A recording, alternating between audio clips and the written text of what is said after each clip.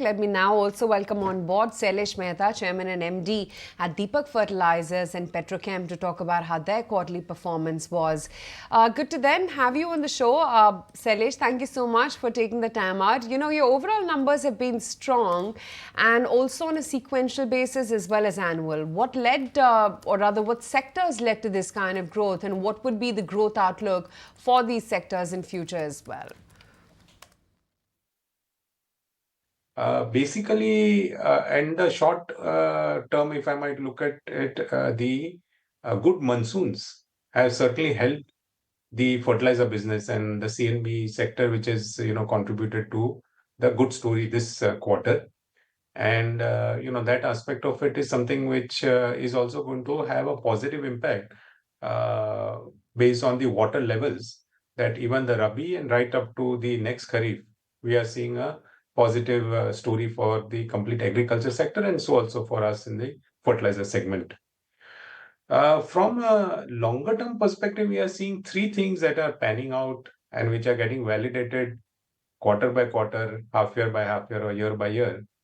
One aspect that we begun seeing the positive impact is our backward integration, that we have till last year we were importing ammonia, which is our critical raw material for all the three businesses, from the Middle East. Last year we put up the world scale ammonia plant just next door, and that is something that is not only giving us a very solid foundation for all our three businesses, but it is also bringing in a huge risk mitigation. Second aspect that we are seeing also is this very strong strategic drive that we have taken up in terms of moving from commodity orientation to specialty or holistic solutions. Each of our businesses today we see are very well connected, very well aligned with the India growth story. We are seeing that our CNB business is beautifully aligned to the horticulture story. And as far as the industrial chemicals goes, the China plus one, shift that we are seeing, and the shift of the Indian chemical industry to move more and more to the specialty chemicals is going to be a very positive traction for industrial chemicals. Right, morning. Now, on a calculated basis, your margins have fallen over 200 basis points sequentially. Was there any kind of impact? Was there any sort of a one-off? And what will be the outlook when it comes to your margins down the line? The margin outlook has some temporary impacts sometimes on some of the global pricing, raw material pricing, and so on and so forth. It's a temporary aspect, and we have climbed up to 18% levels, and that is something that is only going to be improving as more and more of captive ammonia pans out into our total business. So that is something which we are looking at. Plus, margin improvement we are definitely going to see as we move more and more towards the specialty, because that is where we are seeing that the specialty products are enjoying better margins because of the better value addition to the end consumer. Right. The Ministry of Finance has approved the DGTR's recommendations to impose an anti-dumping duty of $217 per MTA, right, on IPA imports from most Chinese companies. What kind of incremental benefits are expected from this? So this was a appeal that we had made to the government because of the Chinese dumping that we were seeing, and that was impacting one of our critical products, which is isopropyl alcohol IPA. Now, with this 5-year anti-dumping duty of roughly around $217, it is going to somewhere bring in almost 15 to 18,000 rupees a ton for the IPA products, which will bring a fairness in the business. Right, and around 4,500 crores of your Capex is underway in both nitric acid and the TAN segment. What are the timelines and how much more capacity addition do you foresee? Sure.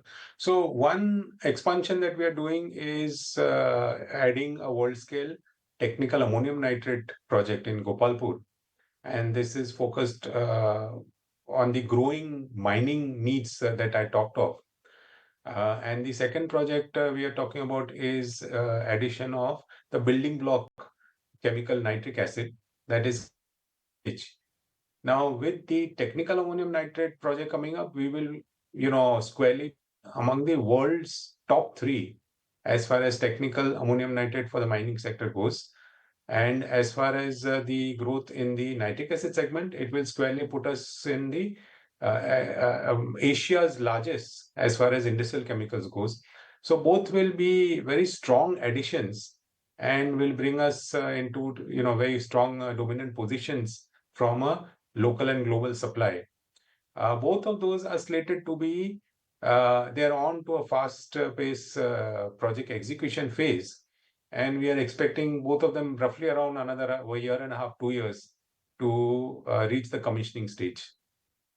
Right. So now that the backward integration of ammonia plant is completed, what kind of change in the margin profile is expected, and any other incremental numbers that you can quantify for us? So converting that into specific figures will be speculative, but the sheer logic that if you look at that the critical raw material being ammonia, and that aspect is going to give definitely margin accretion for all the 3 businesses, and especially when we are seeing an upswing in ammonia prices globally, it will further get impacted because of the Middle East crisis. So all those bode well that the timing of the ammonia project has been quite good, and it is going to be a good support. And the company has prepaid about 200 crores in debt. What is the current debt level? What will be your debt reduction plan down the line? Sure. So I might just want to clarify that a lot of the gross debt is actually attributable to project. It is the debt is taken for the projects that are coming up, and all of that debt has been accounted for in the project cost. So the interest cost is not going to impact the P&L. It is all accounted for in the project cost. There's no repayment coming up during this project phase, so that is also not going to impact the P&L. Once the projects get commissioned and the revenue stream of some of those capacities come in, that is when the interest impact and the repayment impact will come. So it will be an ideal apples to apple comparison at that stage in terms of the EBITDA to debt. So currently we are looking at, as far as the operation debt goes, it's in a very, very healthy state. And, we are today looking at, somewhere close to a peak debt of, 6,000 crores odd. But like I said, a majority of it is all project debt. Right. So good to have you on the show. Thanks for taking the time out. If you like this video, then like, share and subscribe to ET Now.